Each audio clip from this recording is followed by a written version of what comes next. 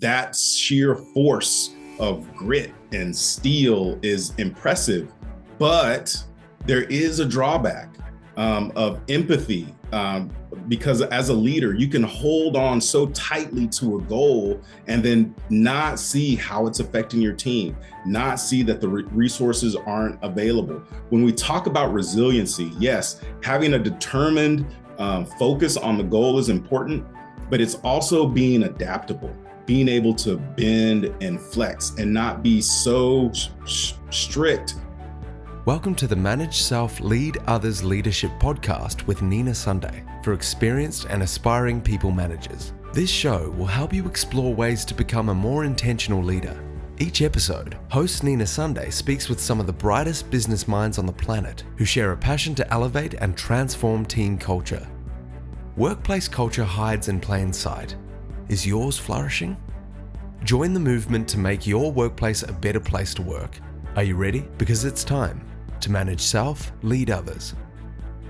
Corey Jones is CEO and co-founder at Prismwork, a culture transformation company centered around the HEARTI framework, described in the amazing book I just finished reading, Intentional Power, The 6 Essential Leadership Skills for Triple Bottom Line Impact, co-authored by Corey Jones, along with Leeson Stromberg and Jean-Ann Nichols. HEARTI offers a new model of leadership built on 6 core competencies: humility, empathy, accountability, resiliency, transparency, and inclusivity. Intentional Power argues that to truly deliver triple bottom line impact, PPP, people, planet, profit, modern leaders must build their HEARTI power skills. From Dallas, Texas, welcome Corey Jones. Thank you, Nina. It's so wonderful to be here. I'm really excited to talk about leadership with you today. Thank you. Now, I really appreciate you send me a copy, or your agent sent me a copy of your latest book that you co-authored, Intentional Power. And I thought, oh yes, this will be a good leadership book. I didn't realize it was going to be a seminal model that really everybody can go by. It's up there with Lencioni's 5 dysfunctions of a team. It's up there with Ray Dalio's Principles, Life and Work. I am truly impressed. Wow, thank you. That is very high praise, and I am honored to be considered with such leaders in this space, and that the work brought that much value to you. Absolutely, because you've described it in behavioral terms too, because the old traditional leadership was, theoretical and not really down to this is the behavior that you do. And at the end of every chapter, you give an outline of the behaviors that will be applying the different attributes, the different qualities. So we'll go through them one by one. We have to try and keep the conversation down to sort of under 30 minutes if possible. But, if it goes longer, I'm sure that the avid listeners will sort of stay with us and listen through to the end. So, but I understand that all of this is based on research that your company that you're CEO of and co-founder, Prismwork, led to a lot of findings that resulted in this HEARTI model. So can you tell us a little bit about that research, please? Sure, absolutely. I'll back up a little bit. I left my last corporate job in 2019, and out of leaving it, having a career of leadership roles, entry-level roles, middle management roles, executive roles, I learned a lot about what it takes to be a leader. I was able to witness a lot of leaders stumble and succeed in my journey. And then I also made a lot of my own learnings as a leader. And when I left that last job, I said, I really want to focus on leadership. I had been an avid study of leaders, reading John Maxwell and studying and working with people like T.D. Jakes and reading like Ray Dalio, all of those people that you talked about. Leadership was kind of calling me. And I said, how can I focus on modern leadership what it means to be a leader today, because it's definitely different, because what I experienced and what I saw and my peers was not sufficient, and that was in 2019, and had no idea that in the next year we were going to see COVID. Oh, And what is it? The Black Swan event that has changed yes, everything. And to some degree, some things have changed for the better in some areas. absolutely. Yeah, yeah. Yes. But this, as well as all of the cultural strife through in America, George Floyd, Ahmaud Arbery, this racial cultural tension, Me Too was rising, where women were actually speaking their truth and understanding that their voices were powerful in this fight against abuse and toxic workplaces. And all of this stuff was swirling. And Nina, these are all attributed to leadership. It's the leadership at our companies, and building places of belonging where people can do their best work. And in that approach of knowing that as a high level that leaders are always going to be face challenges and look to lead a team through those challenges to the other side, we started to talk to other corporate leaders. We talked to experts in organizational behavior. We talked to all kinds of people. We did surveys. We talked to thousands of people to understand what are the leadership skills that that are successful to you. And we kept seeing these themes rise to the top: Yeah, humility, absolutely. Yeah. empathy, accountability, resiliency, transparency, and inclusivity. And of course, they talk about leading with emotional intelligence. This is almost a textbook in that. So well done. Yes. And I love the new language that you bring in, because now we talk about modern leaders, capital M, capital L, That's and right.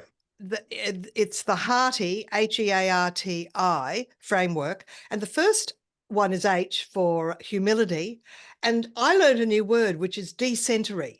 Decentering is a critical skill in humility, where a leader steps aside to let others shine. Can you tell us about that, please, Corey? Absolutely. Humility really starts at recognizing your own limitations. Sometimes when we get caught up in leadership, we think that we have to carry the burden of knowing everything, of being everything to all, having all of the solutions, when honestly, we're limited. We cannot do everything, not to the highest level of excellence that's expected for these organizations. That's why we bring talented people in to work with us, and inspire them to do that work. So when we decenter ourselves, we're recognizing our own limitations as leaders to say, maybe I'm not the best person that can handle this, or maybe I don't have the best approach. Who are some of these brilliant minds that I'm working with that have great skills, that are better at crunching numbers or doing whatever, that I can lean on? And so I take myself out of the solution set and I bring and elevate these others around me that can perform at a better, higher level. And absolutely, when you give credit to others, especially in front of others, they will feel like contributing more. Nothing stops people from wanting to give their extra effort, an extra contribution, than if the leader takes credit for an idea or some action that someone else took, and don't give credit to it. So it's definitely a critical skill. Yes.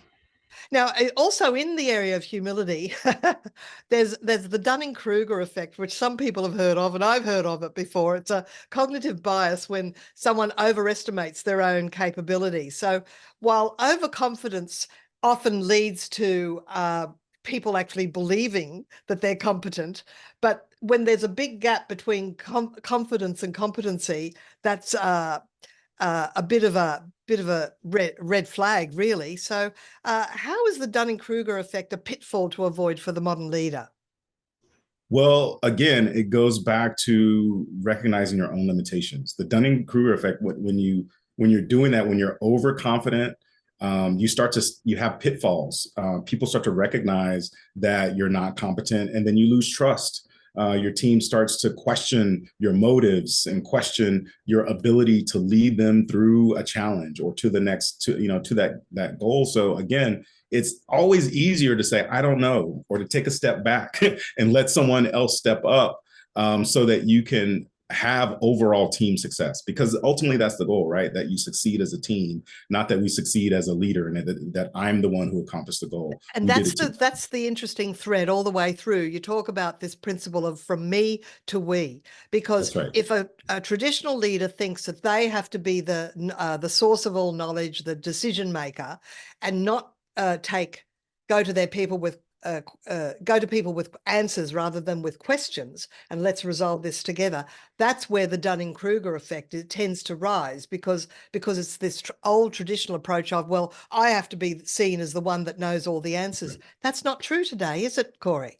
That's not. We have to realize today that everyone brings an inherent power to the table, value to the company, to the team, to the project.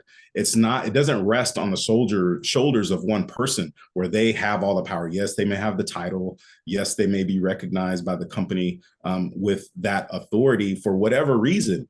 But until that leader can recognize the power that their team brings, and the fact that because they're attributing leadership to you, they're surrendering some of their own power.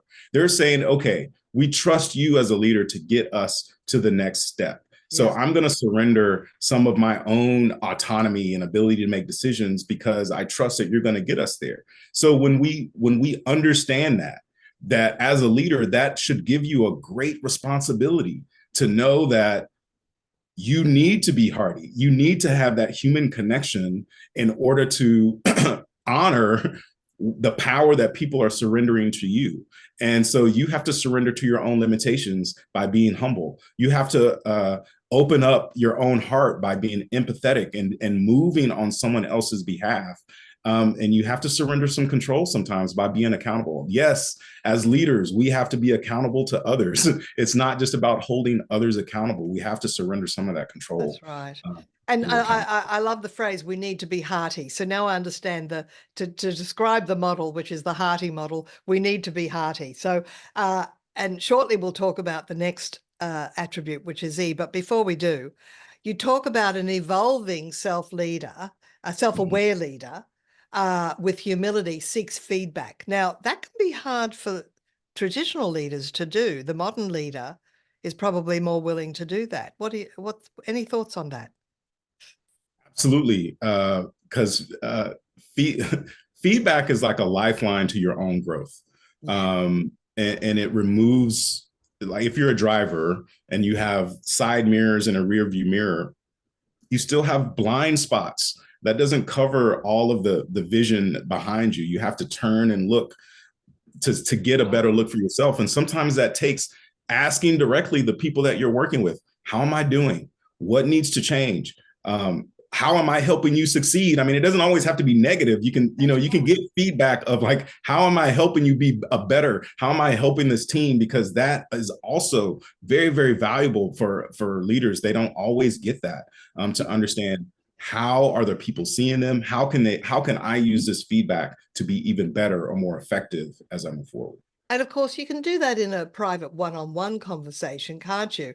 I wouldn't be encouraging feedback in front of the group, but one-on-one, people can be honest, because you have to be confident that they're coming from a good space of giving honest feedback, not trying to pull you down, not being competitive.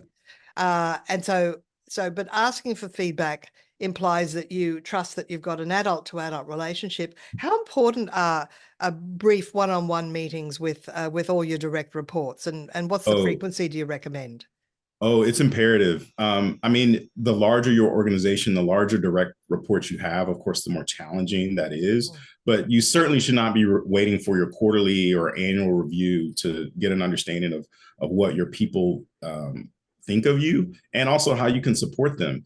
One-on-ones, it's a two-way street, right? You're providing a platform, an opportunity for your people to share what's successful for them, what challenges they may have, and how you can support them in that. And then, yes, how can you get better as a leader? When I was an executive leader and even a manager, I definitely spent Now my team size grew, but I tried to do at least once a month, one-on-one meeting with each report to get an understanding of, I've of course had a large overview of what the team or what the department was dealing with or handling from a performance standpoint, but what do you as a team lead need? Like, how are the relationships with your peers? How are you getting the work that you need done? Do you have the resources that you need? Is there some training that you need? How can I support you? So you get that feedback from them, how you can support that team. But of course, they're going to tell you, hey, I didn't like the way, you assigned this project to me because I already had this going on. But that allows for you to either shift, give them some reasons of like, here's why that I understand that frustrated you, but here's why that had to happen. And it gives you a platform to be very transparent, which is, again, we'll get to later, but very transparent with that team member. And yes, one-on-ones are definitely effective.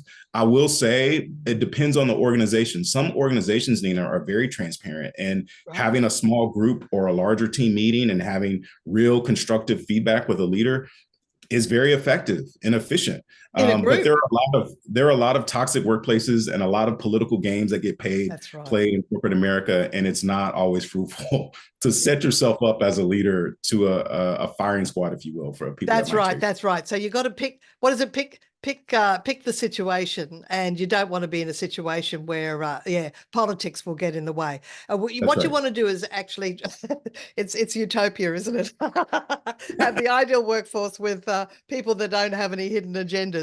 But we're working towards creating frameworks that will actually route out that unresourceful behavior.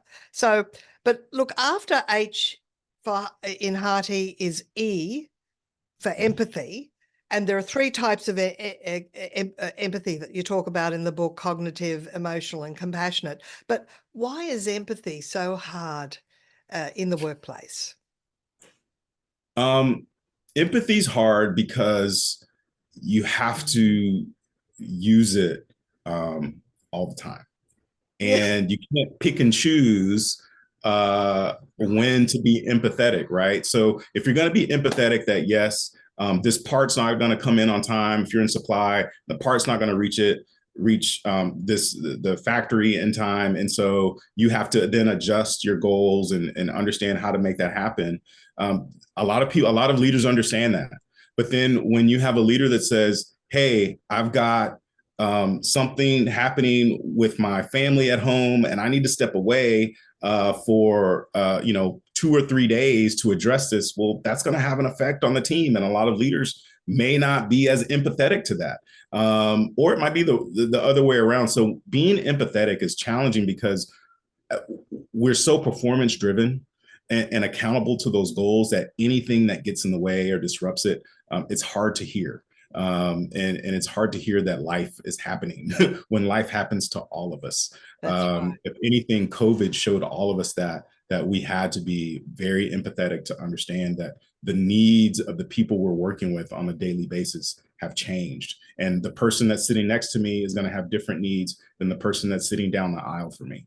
And if you have been a traditional leader or of a generation that grew up in that traditional leadership style, it's really easy to just gradually modify your behavior. If you understand what the modern leader is and the definition of the new modern leader, then we can really just incrementally improve the way we do things. And that's why the HEARTI framework is so easy to understand. Now, in A, we've got being accountable. So, accountability.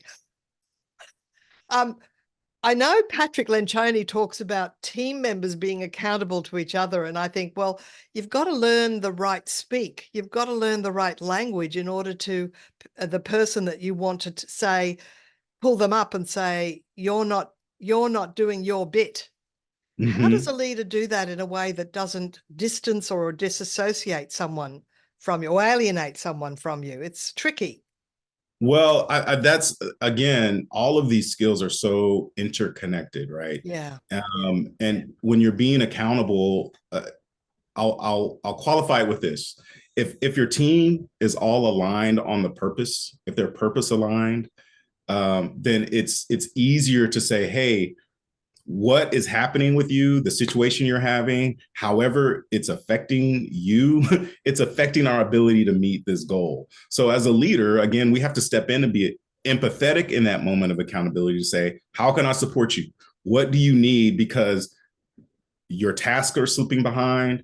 The report that we needed that was supposed to go to leadership did not make it, or I was not prepared to go into the meeting because I didn't have your insights and data. All of that hard work that we're expecting didn't get to make it. The leadership didn't get to see it. And I didn't get to tout how wonderful the work is that you did and celebrate you in front of that team. So there are ways to draw attention to the purpose of why we're doing things. And if someone's not motivated, how to inspire them to say, hey, we've agreed as a team. You may not like the accountability now, what's happening now, how you're being addressed, but this is something that we agreed upon, earlier, at the start of this project. So we can adjust after this if we need to, but right now we have a dependency on you to meet this goal. So how can I support you in doing that?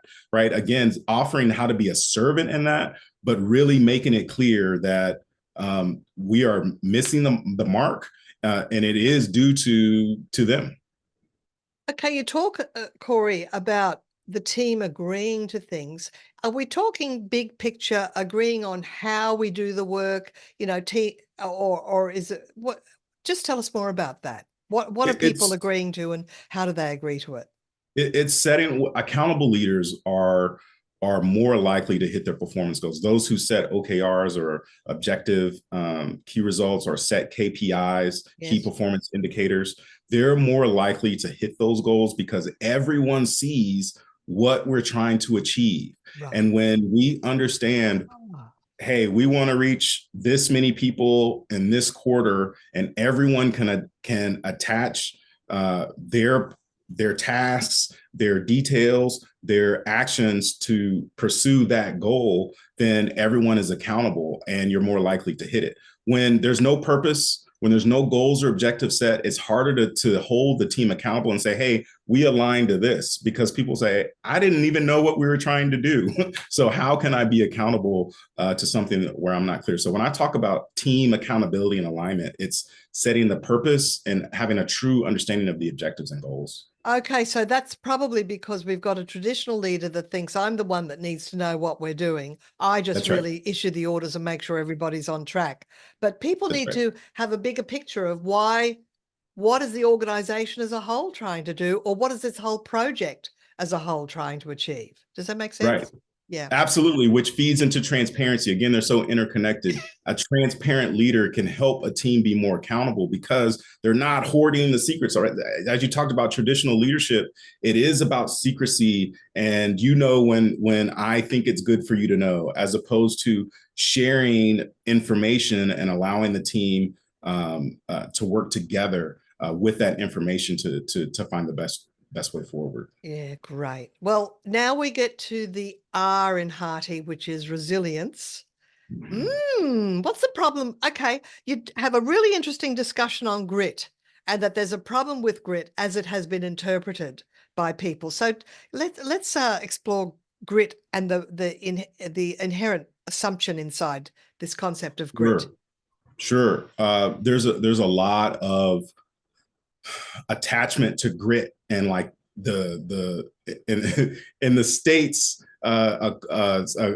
when you talk about someone that's holding on to something, they might say they got that dog in them, right? That dog that'll grab onto a bone, not let it go for any reason.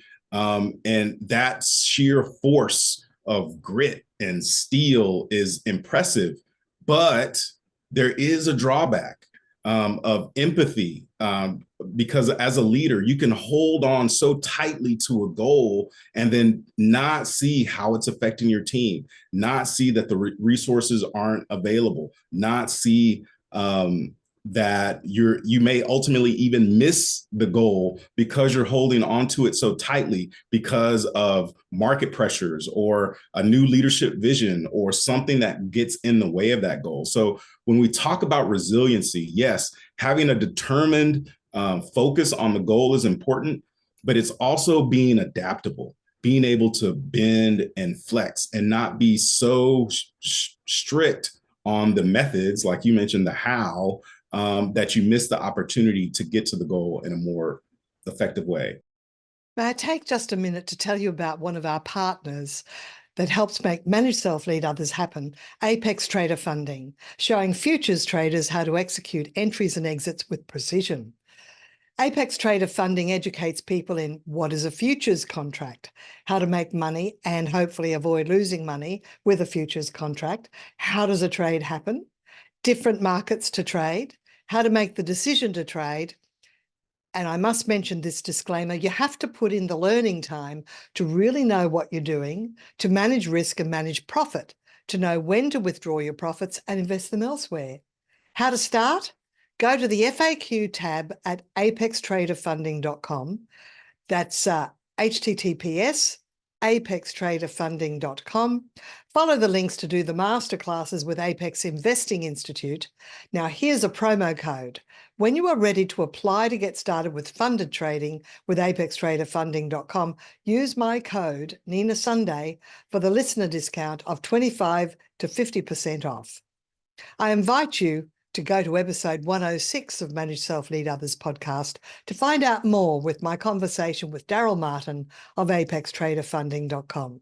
Now it's back to my fascinating conversation about HEARTI with Corey Jones. And then let's just be really clear, excuse me, life continues to happen. There are many forces beyond our control. The economy, there's wars that are happening right now, and affect all kinds of things, the mental health of employees that we're working with, the supply chain, the leaders, the visions, what they plan to do in the next year. There are so many things outside of our control that we have to be able to adapt, and keep our eye on the goal, but at the same time figure out an alternate path to get there. Yeah. Well, then when we talk about the attributes or the core traits of resilient leaders, what you list is very similar to, I did an interview a little while back with Dr. Novak and about resiliency. So I'll put in the show notes a link to that episode. So it talks about having an internal locus of control, being intrinsically motivated instead of externally motivated, and also being self-aware, having a pragmatic acceptance of reality. So do you want to talk a little bit about how can someone increase their attributes of resiliency? And this can be good for anyone, whether they're a manager or an individual contributor. Yeah, I think the flip side of resilience is grace, is the ability to have grace for yourself, and for the people around you, because again, there are things that happen outside of our control. And so as we adapt and move, we sometimes get caught up on this didn't happen the way I saw it or that I knew that it was going to happen. And so we take that as a fault while still progressing towards the goal. So if we give ourselves grace, we can still see that, we hit those targets. And it allows us to, again, it feeds into empathy of understanding when our team members are affected by things outside of their control, how we can have grace to say, okay, how can we incorporate a new strategy to move forward? And of course, one of the ways the book mentions to increase resiliency is to accept micro failures as opportunities for growth. And that's having a growth mindset, which is also one of the traits of a modern leader. Yeah. Absolutely. Understanding that that you've not gotten there yet is a one thing. Last year or 2 years ago, I would have been saying, I'm not an author. I'm not an author. And I should have been saying, I'm not an author yet, because I have now achieved it. And having that growth mindset of adding yet to something, it really helps you to understand that that is not necessarily a failure. It's just an opportunity for success delayed. And also, Corey, what was brilliant is you did it as a collaboration with Leeson Strongberg and Jean Ann Yes. Nichols, which are also in the organisation Prism Work. They have other Yes. roles. And what a beautiful way to do it. You did it from me to we. We are Yes. co-authors rather than putting all that weight on your shoulders. Brilliant. Very good. We really developed this concept of HEARTI together, and we formed this company Prison Work to bring the message of HEARTI to corporate leaders. It's my attempt to leave corporate America, or the corporate environment, not just America, but the corporate environment, better than I found it. And that's what Prison Work is. And then Jean Ann and Leeson have been teaching this at Stanford and California to business leaders all over the globe. So as we've helped to build this framework of HEARTI, and we've actively been using it in the world, we said the best way to do this is to collaborate. Right now, there are challenges. How do we get a unified voice? How do we, prioritize what goes in there? But all of that, it was a completely HEARTI experience, which doesn't mean that it was easy. It means No. that there was a challenge for us to come together. But extremely proud of the work, and really excited by the response that we've gotten, because leaders are continuously telling us that these are the skills that they need, and when they master them, they see a lot of success in the workplace. Yes. Well, now we come to the T in HEARTI, which is transparency, and possibly, I mean, AGART, that's nice, but I think this could be one of the more tricky attributes to explore, transparency. So it builds employee trust. It fosters collaboration. So how can we develop more transparency in the workplace? I mean, we'll talk a bit about Ray Dalio, who's talks about radical candor. Do you know, I've brought up radical candor and they go, oh, that sounds hard to me. So is there a better term than radical candor? I like radical candor. I've spent years in creative. And so a lot of that is making people think differently, how to pique their brains. And sometimes we use words that are like spotlights to say, oh my gosh, look here. And radical candor does do that. You can't be reckless, right? So radical candor, but not reckless, Yes, good. how you share information. So there is still a bit of discretion that's needed.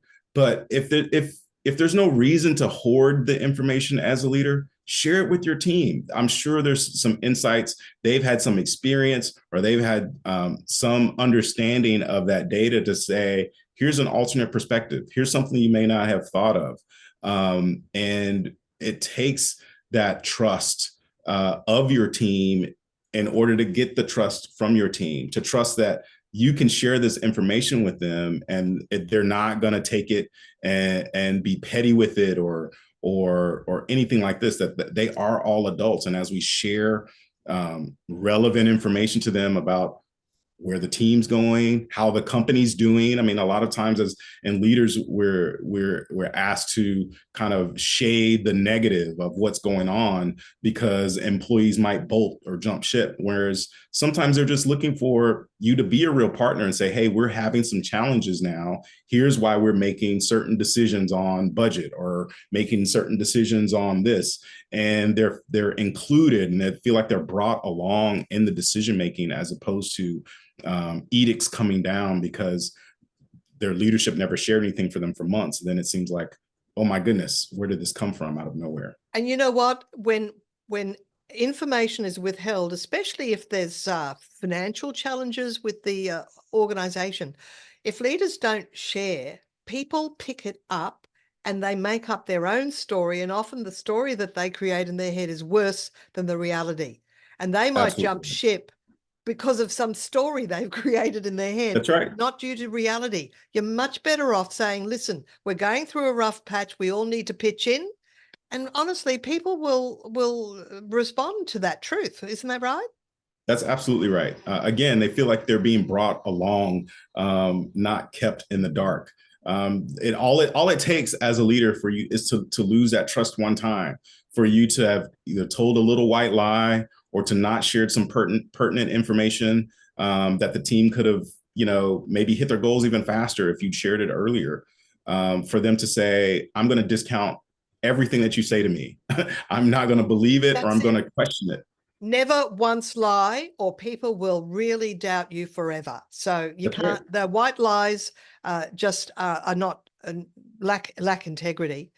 And of course, with accountability and with transparency, what goes with it is psychological safety, That's right. how you express that transparent thought. Any That's right. thoughts on psychological safety, which is in the book as well?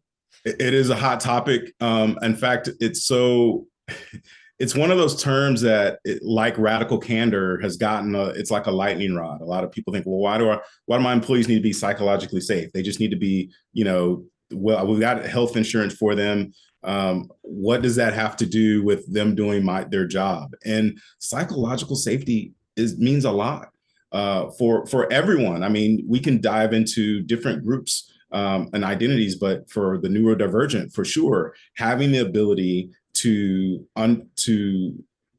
know that they are psychologically safe in their quirks, in their divergence, to be able to bring their best work, allows you to get the best work. For people to know that their employer, their team lead has their back, with all of the mess that's happening in their family or in the world today, and it may affect how they show up at work. Maybe they're depressed because of the news. You can tell them to turn off the TV, but if it is affecting them, it is going to affect how they perform. So setting up a resource where your employees can be psychologically safe, physically safe, just safe all around, and have good well-being is a good best practice for a leader to have. And what provided is an approachable way. We've heard this all the time from leaders, chief HR officers, learning and development officers. You provided an approachable way to discuss psychological safety, because whereas people thought of it as nebulous and not really wanting to get into it, or thought as a very negative thing, they now have language to talk about psychological safety. Exactly. It's a term that allows for the fact that people can express maybe what's a harebrained idea, but they're not going to be judged for it, or disapproved because of it, or criticized. Because otherwise, if you criticize people because they shared an idea that was maybe a little bit left of field, they won't share another idea. And you've got some people that are introvert deep thinkers. They will take it to heart if they share an idea and it's not at least received. Just sharing an idea doesn't assume that you're going to say yes, agree, and do it. But you need to be open to people just sharing ideas and welcoming that and thanking them for that, and say that we'll take that on board. So it's Right. about And you that may be acceptance. Yeah. And some people may not be introverted. Actually, Nina, they may be choosing to be introverted because they've been ignored for so long, right? There's tons of accounts of women and people of color that will say, well, I just won't speak up because I know every time I do speak up, someone's going to talk over me. They're going to disregard it or discount it. Or someone else is going to say the same thing and get all the credit. So I'm not psychologically safe bringing my best, of sharing my insights and data, of speaking up in this meeting, because it's going to be disregarded. Yeah. Just before we move on to the I in HEARTI, I got to the chapter on transparency, authenticity, and code switching. That's a new term for me. Can you tell me a little bit more about code switching? I saw it as I Googled it, it's speaking different language to different people, but is that how you mean it, or?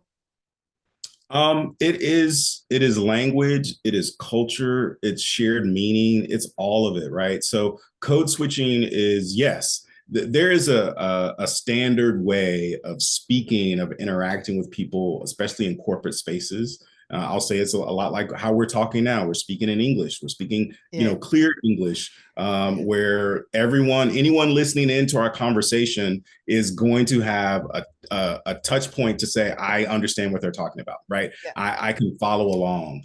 And when you're code switching, that means that you also have another way of communicating through your mannerisms, through your speak, through your language and your vocabulary, through the way that you carry yourself, the subjects that you talk about.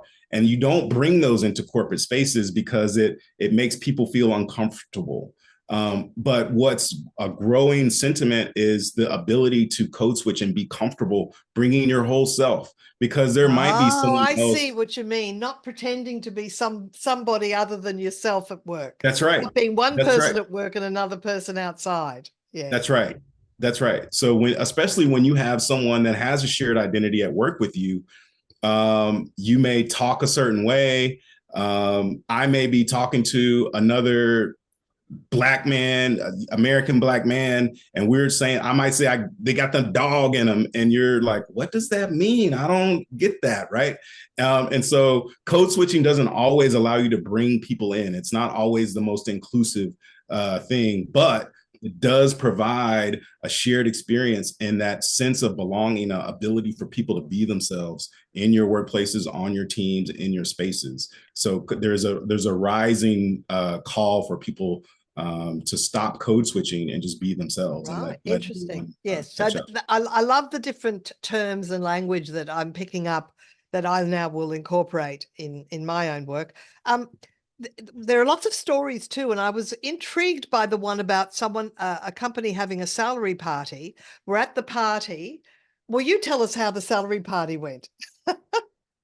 Uh, That's the Help one. me.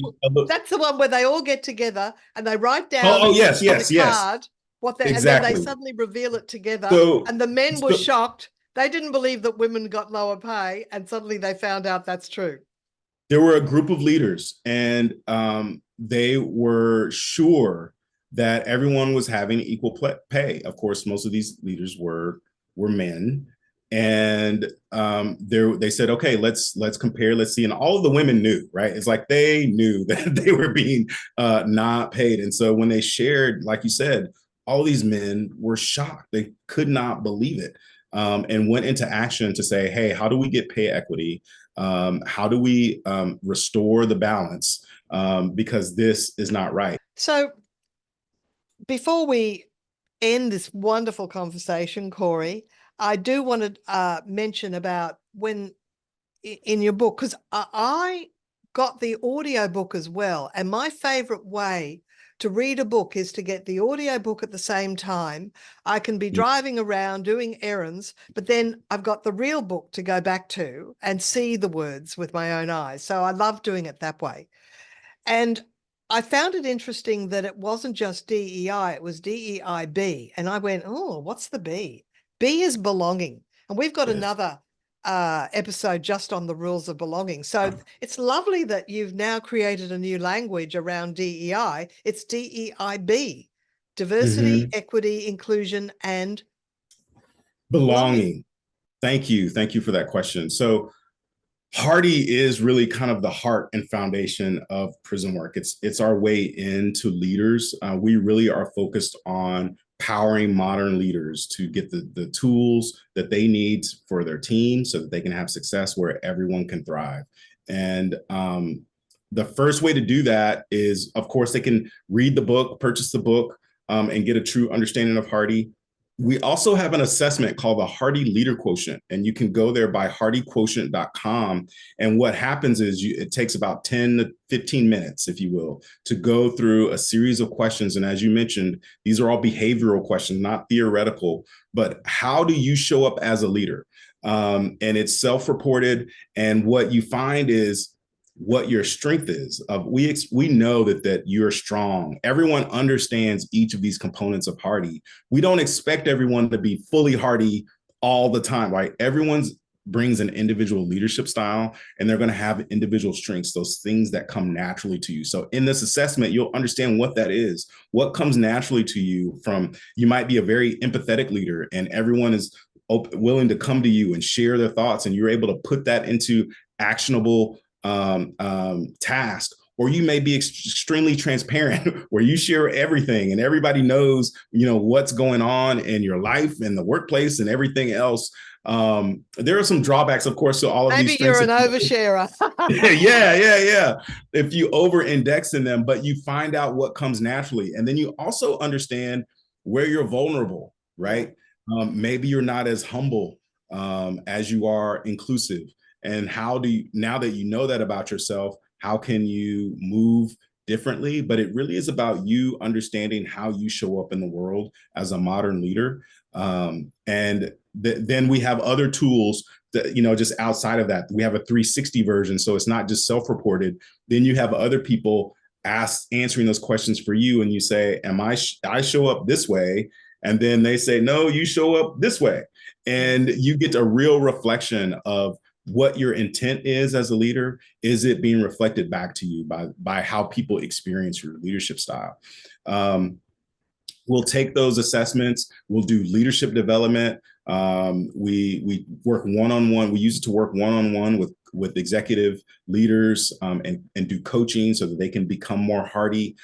We also use HEARTI as a way for leaders to understand how to be better allies in the workplace, how to navigate the new challenges that they may face. We've introduced HEARTI to leaders on how to do remote or hybrid working in the heart of COVID.